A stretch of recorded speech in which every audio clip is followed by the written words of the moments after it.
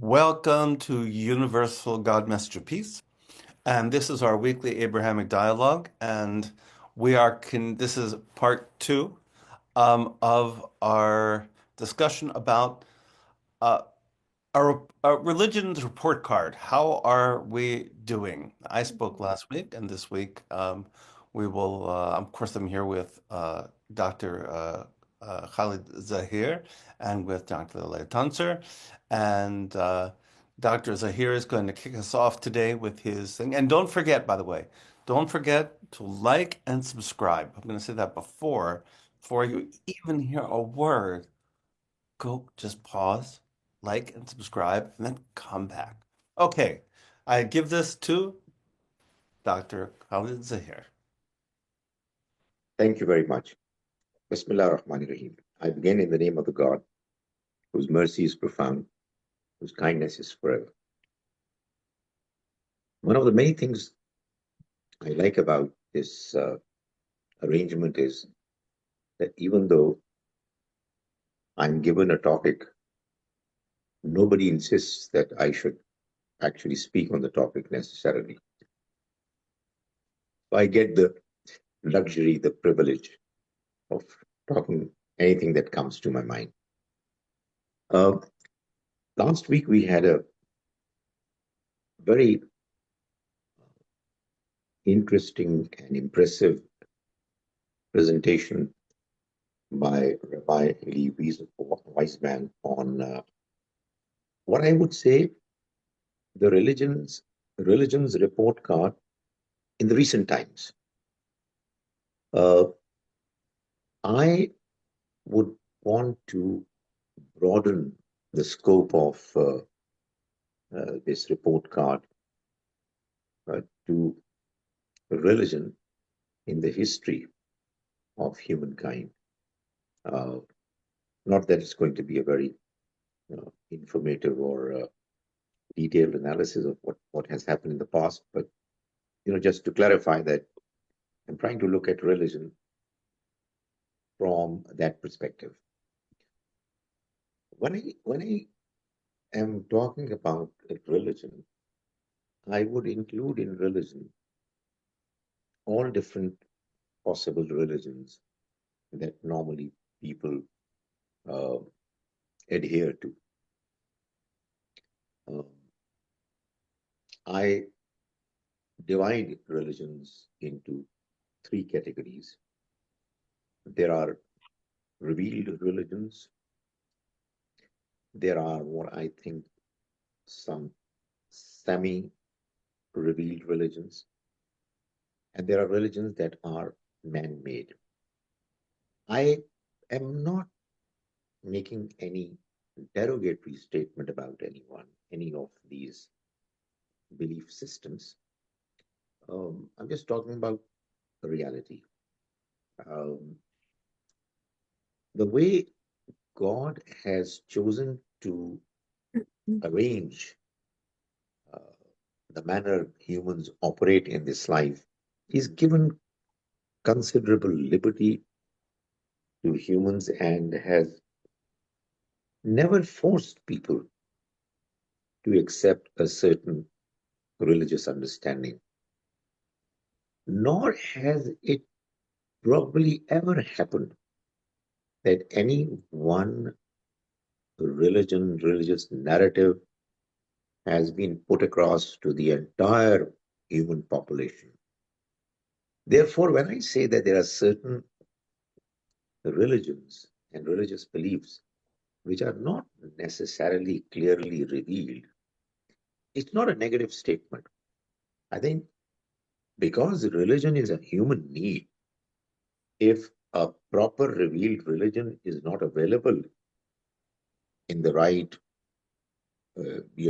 clear manner, a convincing way, then the need is still there. So people are going to come up with some understanding that they would get themselves attached to. There are many virtues of religion that humans have experienced, have come across uh, in their history. of living in this planet. I'll just talk about three more prominent amongst them. One is that religion has brought humans close to their creator through rituals of worship, which honestly is a tremendous blessing. Um, Probably we might not be able to convince those people who have somehow chosen not to be religious, but it is probably one of the strongest needs of human beings, that they would want to be attached to their creator, to the one who is in complete control, who knows everything, who is there to help out, who listens to our prayers. So, no matter what the critics of religion might say, but the fact of the matter is that religion has had a large following all throughout human journey is is not accidental. It's not surprising. It's understandable. As humans, we need to get attached to, we need to have communication with our creator. And religion has provided humans uh, with the opportunity, with the manner that could be actualized, that could be realized. Uh, so I think that's the greatest achievement of religion all throughout human history, that men and women in their lives, their journey of life, were able to be attached to the understanding of a creator, which was something they felt. There was this inner confidence feeling that they are attached to their creator. If the versions and the ways were different, well, it should not be surprising because, as I said, the Almighty chose it to let people do what they found uh, more convincing, given their environment, given their limitations. The other big uh, plus advantage that humans have been able to derive out of religion, whatever form it might have taken, is that religion has brought purpose to human life. I mean, human life that is otherwise chaotic, confusing. I mean, we come to this world and we look at what is on offer. Oh, fine, it's life is amazing. Life has a lot to offer. It has a lot of potential. Uh, a vast majority of humans have always loved this life and would have never wanted to part with it. But the fact of the matter is that it's puzzling, it's confusing, it's problematic. It creates lots of difficulties, tensions. Uh, and it goes to the credit of religion that many religious people have, you know, they swim through the flow of the times of their journey of life in a way that, despite difficulties, despite problems, they feel by and large kind of okay. Uh, they are able to come to terms with tragedies, with uh, serious uh, experiences of cruelty, injustices. Uh, Religion is the anchor that enables the individual to still stand firmly on. It's amazing. Uh, Probably one reason obviously is that the understanding of of a creator, of a God who knows all what's going on helps. And the other very important helping understanding provided by religion is the understanding of another life. So, I mean, to have this strong feeling that no matter how, however, life goes wrong in one's experience, uh, howsoever sad, depressing it might be, uh, there is another life to look forward to. So, that provides the individual with a reason to, to feel good, strong, and to have a purpose or direction in an otherwise uh, life that seems to be chaotic, puzzling, problematic, in many cases, very depressing. So, religious people would quite often not be as strongly inclined to committing suicide, for example, as somebody who has no religion to attach oneself to.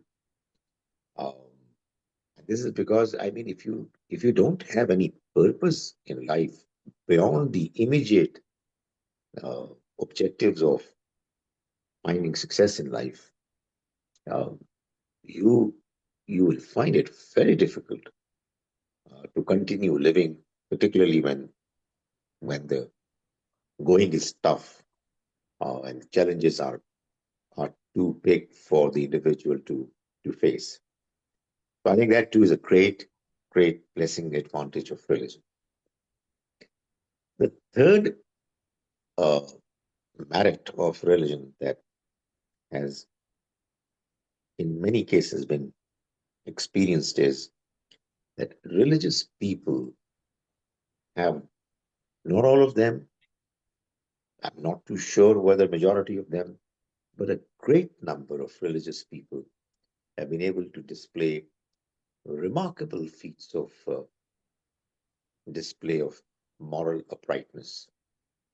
Um, you know, because of the great potential that religion has to offer, uh, even on occasions when a human would ordinarily give up being moral, uh, true religiosity enables an individual to be able to be morally upright. Uh, and this is what all throughout human history it has been witnessed um, that religious people, because they know that morality is a part of their creator's package that has been given to them to value, to take seriously. Therefore, we've seen that morality has been upheld by many religious people. Uh, but on the flip side, uh, we obviously have many disadvantages, many minuses, which religion, generally speaking, has shown displayed. Uh, my mentor's mentor, who was my direct mentor as well for a while, uh, Mawlana Amin Islahi, once said that if I was given to live in a truly religious society, religious state, it would be a pleasure. There's nothing better to look forward to. But if I was to live in a so-called religious society, which is run by people who uh, have a mistaken understanding of religion, and their behavior and attitude is narrow. It's it's filled with bigotry, etc. I would rather live in a secular society because to live among such religious people is a great curse. Uh, that is sadly true, despite the tremendous blessings that religion promises to offer. When it is not properly understood and not properly adopted, then it turns out to be a big curse. So let me mention a few negative aspects of religion that humans have quite often witnessed, and we are still having the same experience. Uh, One big problem which religion has brought is the problem of hatred. I mean, hatred is most certainly one of the biggest evils uh, amongst humans. And the part of, you know, share that a religion and religious people have taken of hatred is much bigger. Uh, I'm reminded of a story of a lady who mentioned to me who was not particularly impressed by religion. She said that one of the reasons why she is drawn away from taking religion seriously is that she mentioned that she was working in an office where there were many employees, but one of them was a pious, uh, God-fearing uh, Muslim security guard who was regarded by all employees of the office uh, to be the most uh, respectable. Uh, the vast majority of the people, while talking about Pakistan, are Muslims. So she mentioned that there was one of the employees who was not very well off. Uh, he had some medical problem for which he needed to go through surgery, which was pretty expensive. And this pious, God-fearing security guard, he went to each and every employee and collected funds for financing the surgery. And through his efforts, the amount that was needed for the purpose was collected. When he came to learn about the fact that the employee that he had worked hard to help out was a non-Muslim. And this pious, God-fearing security guard, he very diligently returned the entire amount to each of the people who contributed, very honestly. My goodness. I mean, he would not help out a non-Muslim. So, I mean, imagine that the same religious sentiment that caused him to undertake so much of effort to help out a fellow human, when it turned out that the fellow human did not belong to his religious understanding, uh, just dropped the idea. So religious hatred, you know, that is, you do not belong to the uh, religious understanding faith of some people, you're very likely uh, to be to be not liked, uh, and most certainly, in most cases, you like to be hated. Uh, Another aspect of the negativity that is associated with religion is, and obviously, it has to do with the incorrect understanding and incorrect practice of religion, is arrogance. Uh, you know, Others are looked down upon by religious people. Um, Quite often, uh, religious people have an understanding that They are the best, they are the chosen, they are the ones who are going to succeed in the next life. They are the ones on whom the Creator which is showering His mercy, and all others are doomed. Uh, this is what I see as a religious disease, and it's all across. Some faiths, and within all faiths, some people are doing better. But to be honest, it's a problem that divides humanity, problem of bigotry. It stems from religious arrogance, a false sense of superiority, which has caused humans to be divided. And it is a big problem with religion. Uh, Probably linked with these two problems uh, is the third problem, which is that we have seen in human history wars in the name of religion. When I say wars, I mean something, an activity that is designed to kill people, humans, in large numbers. That's what the purpose is, to defeat the other group by killing many of them. And there have been wars after wars that have been fought in the name of religion. Muslims, Jews, Christians, and now we find Hindus and even Buddhists.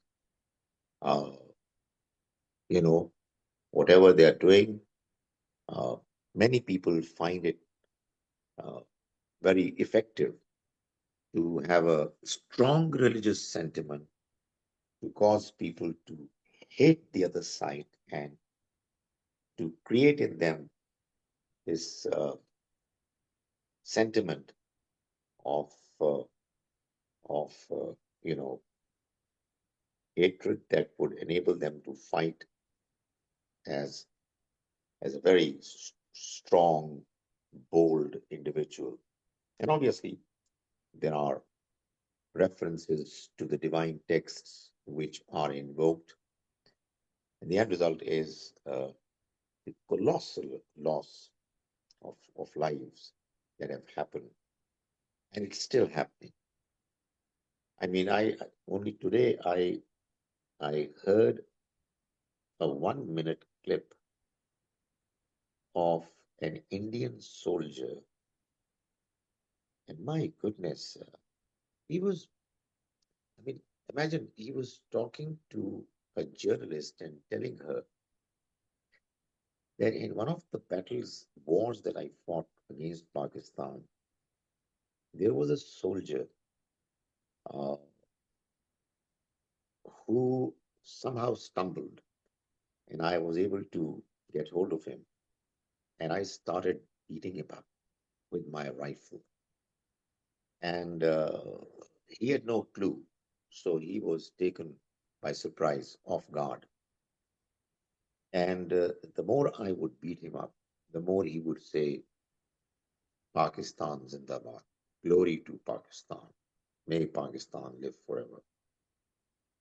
And he said that to the extent that he died. And at the very last moment of his life, this is what he was saying. And this soldier was talking about him, he was praising him very highly of him. He said, when the dead body was sent back to Pakistan, I saluted him for his bravery. He said, well, he was doing the same thing as I was doing. And my goodness, it was all being said in such a calm way, as if there was a sportsman who was talking about another sports person and his skill and his ability, and he was praising him. And this is what This is what wars do. And when you're talking about a war between Pakistan and India, I mean, be sure that there's a lot of religious sentiment in it. So there is another very unfortunate aspect that has caused a religion's image to be tarnished, to, to not be the way it should be in the eyes of many other people. Uh, then there are other problems, which lesser problems, I would say, that have been created by religion for some people in their lives. I mean, I'm talking about uh, Muslims. There are people, large number of people who live their lives. Imagine live their lives without music because because it's haram. I mean, how can you live without music? But that's because of religious understanding. I mean, you can't make any pictures of any living beings. So no art, um, no socializing. You know, there are many people who don't socialize at all, particularly women, because of the religious understanding that people have, that women are just not allowed to be in the company of men at all. So imagine women have lived their lives uh, like that. And there are lots of lots of other problems which people get into because of their religious understanding, and because religion is such an effective, potent narrative that you can't get away with it. Some people do it willingly. Well, I have no problem if somebody is doing it willingly, but in many cases, it really is something that is forced upon you because there are others who feel very strongly about it. And then there are many points, but last but not least, is in many cases in the history of mankind, uh, lack of progress because of religion. I mean, we know the history of the medieval church, that it impeded the way of scientific progress, simply because religious people thought that most of the stuff that scientists and philosophers had to offer went against their religious beliefs.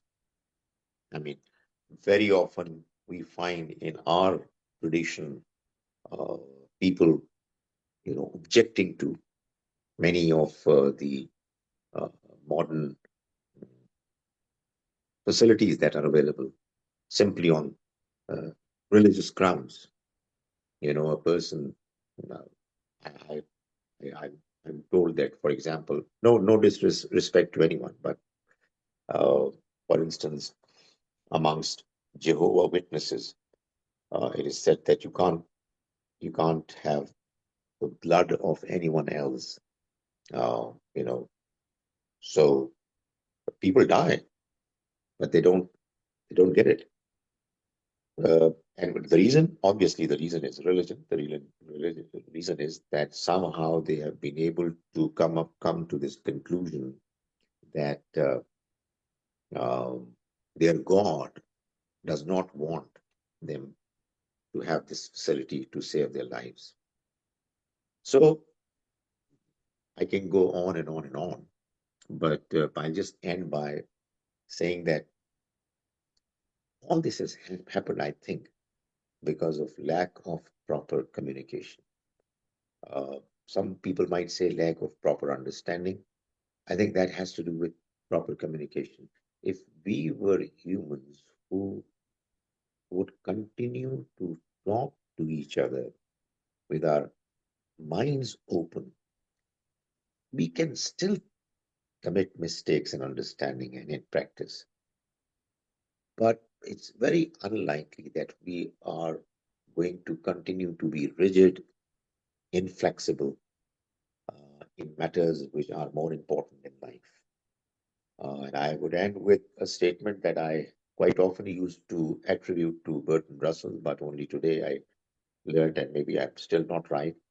There's somebody called Steven Weinberg who said that all societies have good and bad people do good things and bad people do bad things, but it goes to the credit of religion and religion alone that it somehow causes some good people to do bad things, which obviously is correct and is unfortunate. That's all from me. Oh, wow. That was Oh. amazing. Thank you so much, Dr. Zaheer. That was a great talk and brilliant summary of all the good and bad points of religion. And thank you so much. Do you have any questions for Dr. Zaheer, Rabbi Wiseman? Um, I, I don't know if it's questions so much as appreciations. Um, I I love what you just did in the very beginning. You actually did talk about the topic, but what you did is you pulled out a little bit to give it for a bigger picture, which actually is very helpful. Um, because you touched on something I think it's very important. Human beings really need meaning. Meaning is it's and as you rightly said, I mean there is there is no place in the world where that vacuum is not filled somehow. We have a desire to be able to relate to things which are beyond us, to try to understand the world that we live in, to try to for the difficulties of the world to be meaningful and for the joys of the world to be meaningful, not just as fleeting things, but to have a greater meaning. And and religion does a great job of that. And it's it's very clear.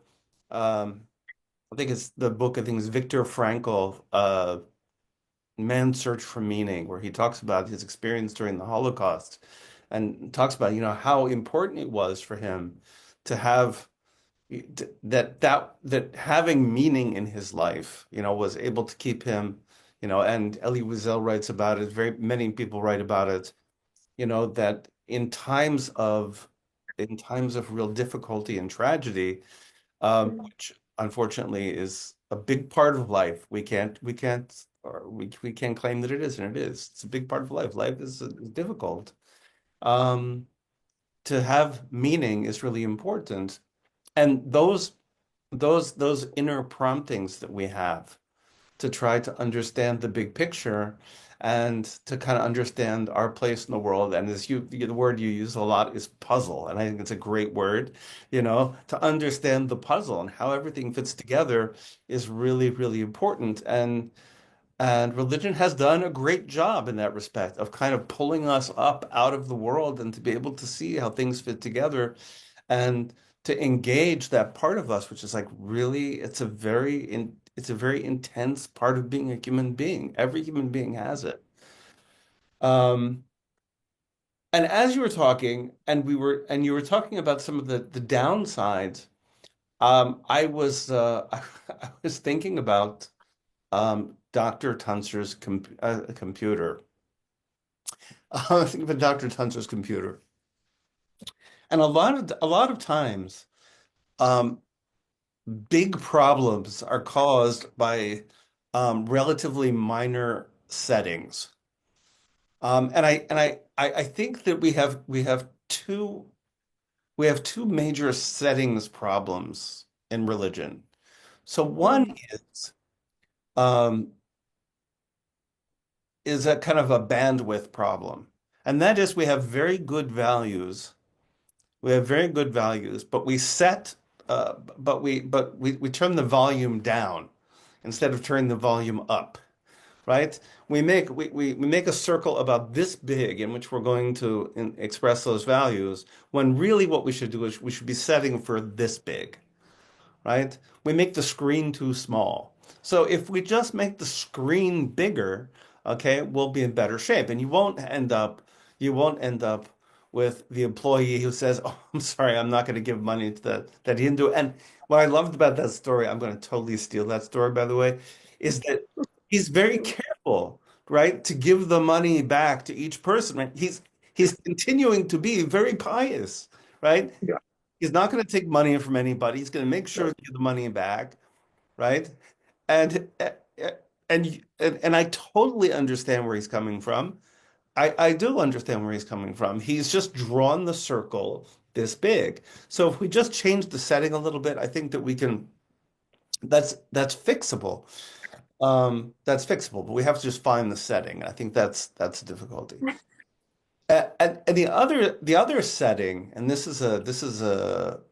um, a more difficult one, is relates particularly to the value of human life, um, where we have a kind of hierarchy of values, and um, you know it's like when I'm feeling I'm on IT mode today. Okay, I'm on like IT mode.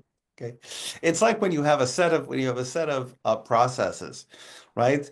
And it happens sometimes your computer doesn't work because something came on out of order, right? And it interrupted the function of something else. And I think what happens is when when other things come before the value of human life, um, it it it makes it cheap, right? It makes it cheap, and so you end up with a situation where here you have a person. I mean, I love the person about the soldier. You have the soldier. It's a person of discipline, right? A person of discipline, a person who has principles, right? May have principles. They they respect bravery. They respect all sorts of. They respect bravery. They respect patriotism. They respect all these things. And somehow or another, right? Somehow or another, the the I'm going to use the word sacredness, if you don't mind. The sanctity, right? The sanctity of human life got put down here on the list when really it needs to be up here.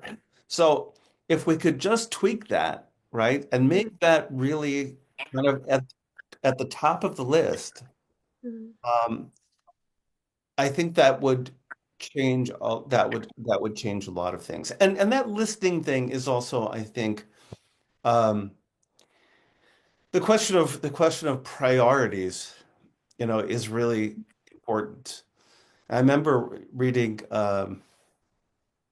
some years ago the biography of Mr. Edie, um, from Pakistan, Edie Saab, a man who I never got a chance to meet. Somebody went to him and gave him my salams on his deathbed, actually. But at least that. But I really wanted to meet him very much. And if people don't know who this is, Abdul Sadr Aidi is an amazing person, a remarkable person. And and at one point in his biography, his autobiography, he talks about music and these things, and he doesn't criticize the religious authorities. What he says is their priorities are kind of messed up, right? I mean, they're so worried about forbidding this and forbidding for this and forbidding this, and meanwhile, the streets are filled with people who are dying, right? They never bothered to create an ambulance corps, right? I mean, how is it possible how is it possible that you can, you know, that you spend your time worrying about whether people are listening to Qawwali music, right? Because it's haram, right? And you're not worried about whether or not, whether or not there are people dying on the street, whether people who are sick can get treatment, whether babies, there's a big problem with people who don't want female children because of whatever reason, and you know, how come I'm not taking care of that, right? I mean, that's a lot more forbidden than listening to music, but the priorities are off, and so I think that really, in a lot of ways, is a question of priority. Not that these things, if you don't want to listen to music, don't listen to music. I have no problem with that. That's fine. Don't listen to music. Mm. The question of force, I think, is also, I mean, that that maybe that's a good topic. That's Mm. that's a very, maybe that's a very good topic because the question of compulsion and force, you know, is religious communities always use compulsion. There's no question. And whether it's social pressure, whether it's, there's lots of ways in which religious communities um, enforce compulsory behavior. And of course, we do it with our children and whatever else. We don't give them the choice, right? We say, this is how you do it. And uh, but I think in our world as it is today, we have to really think carefully about how we deal with people's individual choices. People do have so much more access to information and so forth, that we have to kind of rethink, how we present, what we make compulsory. Are the things that we think are compulsory are really compulsory, and to allow people room. So in any case, my mind is running off, and but thank you so much for a great presentation. I didn't ask you any questions, but I was just my mind's I think running. it's a great topic that he has suggested for our discussion. Maybe the next one, you know, Yay! the use of force in religion. It Yeah. really is very important topic. But Definitely. thank you very much for your comments. I mean, they're very enlightening, honestly. I mean, both the bigger picture and the priorities of values. And, we've talked about Abdul Sattar Idi, and he was an amazing person. But what you have mentioned about him uh, makes me feel about him even more. He's really, it's a very important point, amazing point that he raised. So thank you very much for your comments. Over to Dr. Lale. You've both covered so many amazing points. So just to go through them, I've made a few notes, mentioned about hatred and arrogance, wars in the name of religion, ignorance about religious teachings, which lead to forbidding things that are not actually forbidden within a certain religion, and that can cause problems. Last week we mentioned about hypocrisy, and you mentioned about oppression of women. We talked about compulsion and lack of progress, which I think is a huge thing as well. For example, in science, and there's a very passive approach to medicine and things like that, and many of people of religious groups. I agree that religion has a very powerful. It's a very powerful force. It offers people hope, offers people a sense of higher purpose, something that science can't really do very well. Science explains how things happen, whereas religion offers an understanding of why we're here, what our purpose is. So it's been really amazing. And to summarize, I mean, I would say that, I think a lot of the problems that we've talked about either come from arrogance or ignorance.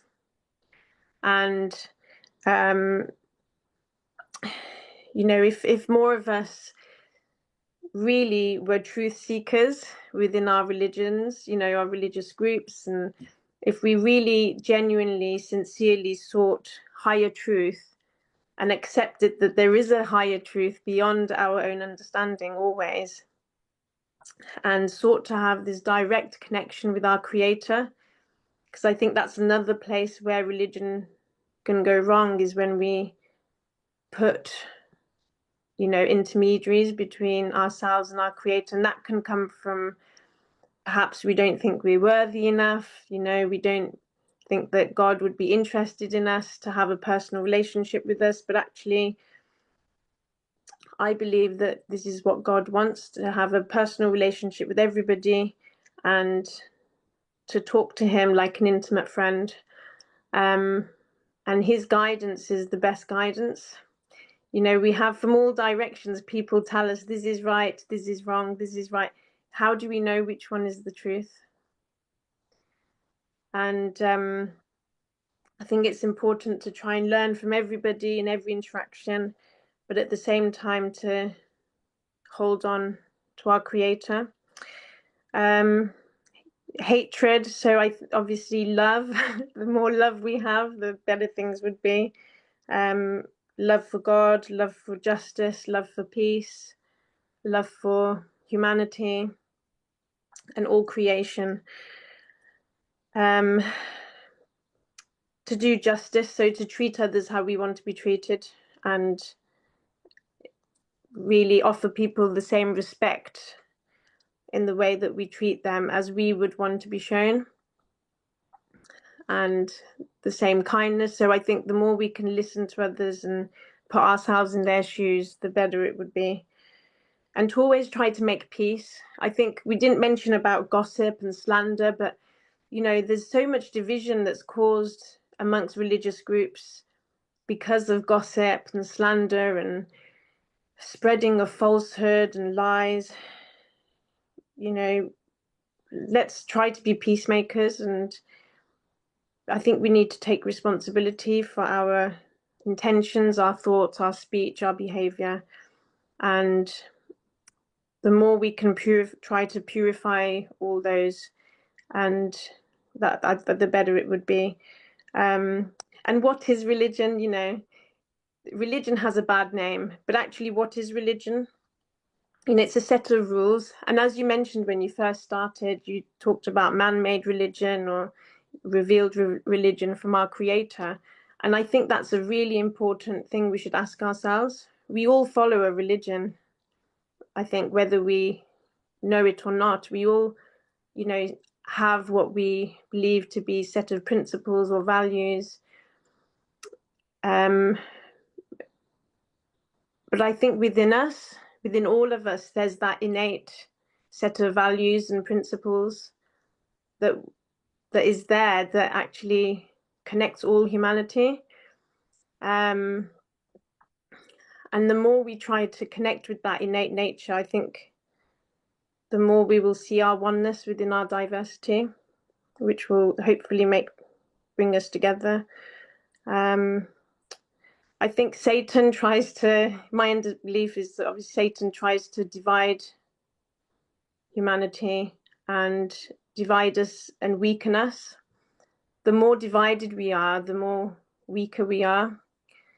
And we think that, you know, we have an enemy amongst the human beings, but actually I think our true enemy is within ourselves. And if we all, you know, came together against Satan, I think that would be much better. But it's tragic, I think. I do believe it's tragic because people unfortunately lose faith, and faith is the healer. Whether you say you follow a religion or not, you know, I think faith is a massive healer.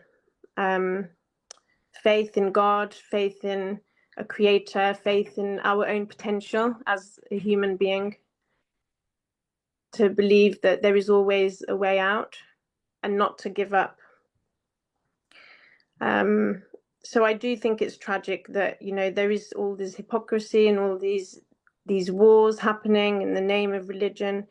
And what you said, Rabbi Wiseman, about priorities, such a powerful point. The sanctity of life. You know, why are we arguing about the details of this and that? This is another place where we go wrong, is we build a fence around the big things, but we get lost within the details, and we end up, you know, sinning or making the biggest mistakes, and get distracted from what religion is there to do, really. So Thank you both so much. And sorry if I'm babbling on. And I loved how you brought in the issue of my computer. I'm going to reflect on that. And I'll try and fix the computer by next week, so won't have to use my phone. I'll look at the settings and have a good look at the settings. So thank you both. God bless you. Peace be with you. Thank you everybody for watching, and inshallah see you next week. Thank you. Bye-bye. Bye.